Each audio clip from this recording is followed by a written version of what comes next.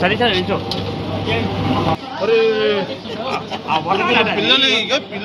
ప్రజలు ఏం కావాలి? వనపర్తి ప్రజలు చూడాలి. పాపా ఫంగస్ మొత్తం ఇంత ఘోరమా? ఇంత ఘోరంగా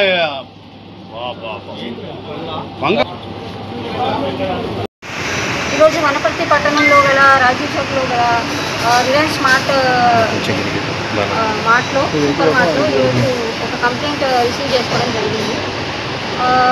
ఏవైతే పిజ్జా బేస్ కానీ లేదంటే పెరుగు వాటిలలో ఫంగస్ వచ్చినట్టు మాకు కంప్లైంట్ ఇవ్వడం జరిగింది.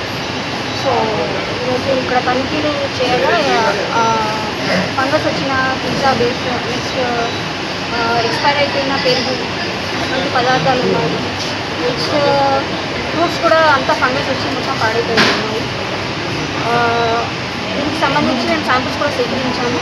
అవి మేము ల్యాబ్కి పంపించడం జరిగింది. ఆ ల్యాబ్ నుంచి వచ్చే రిపోర్ట్ ఆధారంగా తదుపరి వీరిపైన చర్య తీసుకోవడం జరిగింది. కాదు మేడం, ల్యాబ్ రిపోర్ట్ ఇంకా రాలేదు. దానికి సంబంధించిన ల్యాబ్ రిపోర్ట్ ఇంకా రాలేదు. ఇప్పుడు జనాలు ఏమనుకుంటారంటే అధికారుల లోపం అవుతుంది అనేది అంటున్నారు. దానికి మీరు ఏమంటారు?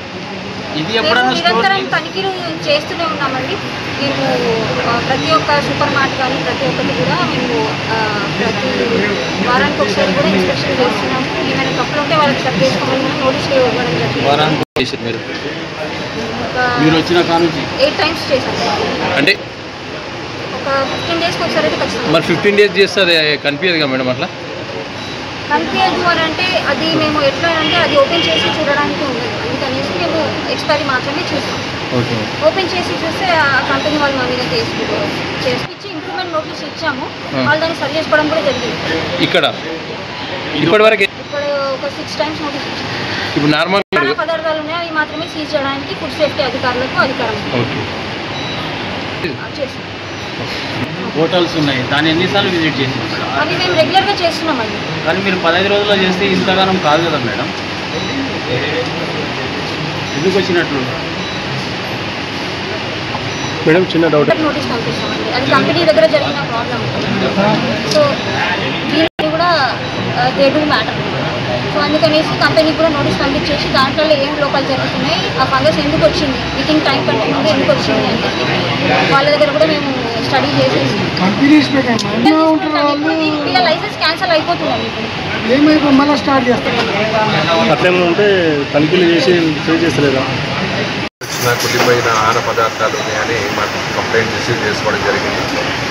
ఈ కంప్లైంట్ రిసీవ్ చేసుకున్న తర్వాత నేను మున్సిపల్ కమిషనర్ గారు, మా ఫుడ్ సేఫ్టీ ఆఫీసర్ అందరూ కూడా విజిట్ చేశాము ఫిజికల్గా. చాలా మటుకు మొత్తం కుళ్ళిపోయి ఫంగస్ వచ్చినాయి. శాఖాపరంగా మేము ఇప్పుడు ఇమీడియట్గా తీసుకున్న రెగ్యులేషన్స్ ఇమీడియట్గా క్యాన్సిల్ చేస్తున్నాము. తర్వాత ఈ శాంపిల్స్ అన్నీ కూడా టెస్టింగ్ కోసం అని ల్యాబ్కి పంపిస్తాము. ల్యాబ్ రిపోర్ట్ వచ్చినాక తదుపరి చర్యలు తీసుకుంటాము. షాపు షట్టర్ వేస్తాం. ఈ బేకరీ ఐటమ్స్ ఏదైతే ఉందో అది మొత్తము క్లోజ్ అయింది. ఇప్పుడు మనకి ఏదైతే ఈ ఫుడ్ మెటీరియల్ సెగ్మెంట్ ఉంది కదా, అది సీజర్కి మాత్రము పర్మిషన్కి మేము పెడతాము. పర్మిషన్ వచ్చినాక సీజ్ చేస్తాం. సార్ ఇప్పుడు చెక్ కంప్లీట్గా ఎవ్రీ ర్యాక్ చెక్ చేస్తాం. సరే అట్లా కాదు సార్. ఇప్పుడు